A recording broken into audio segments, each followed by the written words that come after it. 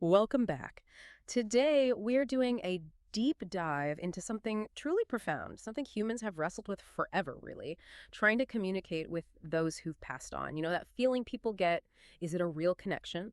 Or maybe is it our own minds finding comfort when we're dealing with, well, unimaginable loss? So, our mission today is to explore this whole landscape. We'll look at the history, the skepticism, and the huge emotional side of afterlife communication. We want to help you get a clearer picture of this very personal, very mysterious world. And hey, before we really jump into the thick of it, just a reminder, you can find loads of great information like this over at Mind Expansion Daily. Please do check us out there. And if you're finding this valuable right now, please hit that like and subscribe button for Mind Expansion Daily, especially the like button. That really helps the algorithm show this to more people around the globe. Also, if you enjoy what we're doing, there's a link in the description where you can buy us a coffee. We'd really appreciate the support. Finally, a little challenge for you. Drop a comment below. Do you agree or disagree with how we're summarizing this topic? And please tell us where you're listening from. We're aiming to connect with listeners worldwide. Okay, let's get started. So let's unpack this. What struck me right away from the sources is just how old this idea is. It's not some new age thing. The desire seems baked into us across time, across cultures. It really is quite remarkable. When you look at the historical thread, it's seamless. The sources we looked at mention, for instance, ancient Egyptians using oracles to seek guidance from the dead. Right, not just grieving, but actively seeking advice. Exactly. And then you fast forward and you see the Victorian era, spiritualists making seances almost mainstream, a direct attempt to talk to spirits. And this hasn't just vanished. Today, you have professional mediums claiming to be that bridge, but also just countless ordinary people reporting. Signs. Signs, like what kind of sign? Well, things like vivid dreams that feel different, meaningful symbols popping up unexpectedly, or sometimes just this sudden, undeniable feeling that someone is there with them. It's incredibly varied. Okay, so if it's so widespread and ancient, what's the fundamental draw? Why does this persist so strongly even now? I think the core reason, based on the materials we analyzed, is solace. Pure and simple. Grief is such a profound, often isolating experience. These experiences, whether it's a dream or seeing a particular bird, they offer a way to feel like that connection isn't totally severed. It helps people cope, helps them maintain that relationship in some form. It's an emotional anchor, really. An emotional anchor. I like that. But that leads us straight into the really tricky part, doesn't it? This huge tension between that deeply personal feeling, that comfort, and, well, science. Skepticism. What are the psychological explanations offered for these experiences? Because they're powerful feelings for people. Yeah, and the skeptical perspective focuses heavily on our psychology, especially when we're grieving. Loss makes us incredibly vulnerable. It's not just sadness. Our perception actually changes. Our minds are, in a way, desperate for meaning, for closure. And that intense longing makes us, well, much more likely to see patterns, to assign significance to things that might just be random. So you mean like a specific song comes on the radio right when you're thinking about someone, and you feel it must be a sign? Or maybe a light flickers, that kind of thing. Precisely. Coincidences feel meaningful because we need them to be. And beyond that, psychology points to things like grief-induced hallucinations. These aren't necessarily, full-blown visions for everyone, but brief, vivid sensory moments. Hallucinations, that sounds quite strong. It can be, but it might just be hearing a familiar voice briefly, or smelling a scent. When there's a huge void left by loss, the mind sometimes tries to fill it, projecting that longing outward. Plus, the power of suggestion is huge, especially if someone is already hoping for contact. Okay, I get the coincidence and maybe suggestion part, but what about the really specific stuff people report? Things that seem too detailed for just grief brain or coincidence. That's the absolute crux of the debate, isn't it? Yeah. And it highlights the challenges this whole situation creates for someone who's grieving and genuinely believes they've had an experience. What kind of challenges are we talking about? The sources point to two main things. First, there's the fear of just being dismissed. You share something incredibly profound and personal, and someone says, "Oh, that's just your grief making things up." That can be really isolating. Yeah, I can see that. Feeling invalidated when you're already vulnerable. Exactly. And second, that vulnerability, unfortunately, opens the door for exploitation. Fraudulent mediums are a real concern, and that makes people even more reluctant to talk about genuine personal moments they might have had. They worry about being lumped in or, worse, taken advantage of. That makes total sense. It's a difficult line to walk. Okay, let's shift gears a bit. What about the ways believers say spirits actually try to communicate? What are the alleged methods? Right. Based on the sources, they generally fall into three main categories. First, and probably the most common, is dreams. People often say these aren't just normal dreams. They feel different, maybe much more intense, clearer, or carrying a heavy emotional weight. The messages can be varied, like advice, apologies, or just simple reassurance, but the result is often a feeling of peace. Okay, dreams. What's the second method? The second is what are called waking signs. These are the specific, often unusual things that happen in everyday life.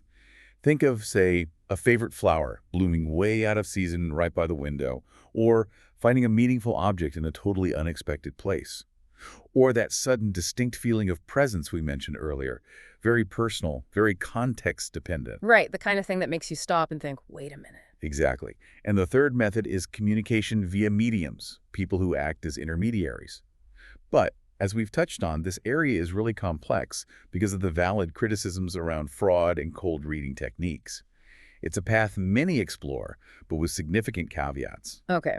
Now, you mentioned anecdotes earlier, those stories that really make you pause and question simple explanations. We had a couple from the sources, right? The phone calls and the dream guidance. Yes, those were particularly striking. The first one involved a woman in the U.S. whose husband had passed away.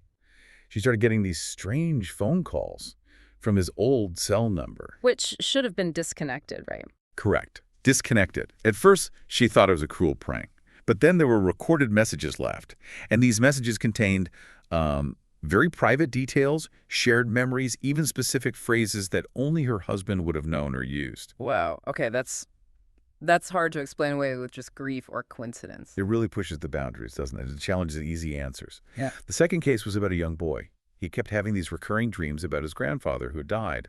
And apparently, these dreams offered him some kind of guidance or reassurance. What was notable was that his parents observed a real, tangible shift in his behavior afterwards. He became more confident, seemed generally more at peace. Again, it's anecdotal, but the positive impact was clear. Those are powerful examples, and they lead us nicely into that personal experiment detailed in one of the sources, someone spending a week actively trying to receive a message. How did that unfold? It sounded quite structured. It was very structured, almost like a personal ritual. The author started on day one with intention setting. This wasn't just passive waiting, it was active preparation. Researching methods, creating a quiet, dedicated space, and really focusing their intent on connecting with their deceased grandmother. The act itself felt significant. So, setting the stage mentally and emotionally. Precisely. Then day two was focused on dream journaling. They kept a journal right by the bed. And they did have a dream about their grandmother's garden, a place filled with shared memories. Was there a message? No direct conversation, no explicit message like, I'm okay. But the dream itself was deeply emotional, very evocative. It brought the grandmother's memory forward in a powerful sensory way, significant, even without words. Okay. And day three involved visiting a medium? That must have been intense. It seems like it was the most complex part, yes. They specifically sought out a medium with a good reputation. And during the reading, the medium did provide some strikingly accurate details. Things about the grandmother's love for baking, a specific favorite scarf she always wore. And they relayed a message of love and continuity. The person felt deeply moved by the accuracy. Hey, I sense a but. But there was still that lingering question. Was this a genuine connection, or was the medium just incredibly skilled at reading cues, at cold reading? That ambiguity remained. It left them moved, but not entirely certain about the source. Which is often the case, isn't it? True. So, what about actively looking for signs in the waking world? Day four. Right. Day four was about consciously seeking signs, being open and observant. They did note small things, like a butterfly landing right on the windowsill. Butterflies are often seen as symbols of transformation or departed souls in many cultures. So meaningful, but again, maybe interpretable. Exactly. Meaningful personally, but not definitive proof. And that really led to the conclusion of the week. Which wasn't some big dramatic revelation, apparently. No. By day 7, reflecting on the whole week, the main realization wasn't about receiving an undeniable message from beyond. It was about the process itself, the act of setting intentions, remembering, journaling, seeking. All of it deepened their understanding of their own griefs, their connection to their grandmother. The real closure, interestingly, came from something they did themselves. What was that? They wrote a letter of gratitude to their grandmother, expressing everything they felt. It was an internal act, a self-initiated ritual that ultimately provided the sense of peace. That's really insightful. The journey mattered more than the destination, in a way. So, bringing this all together, what's the takeaway for us, for you listening?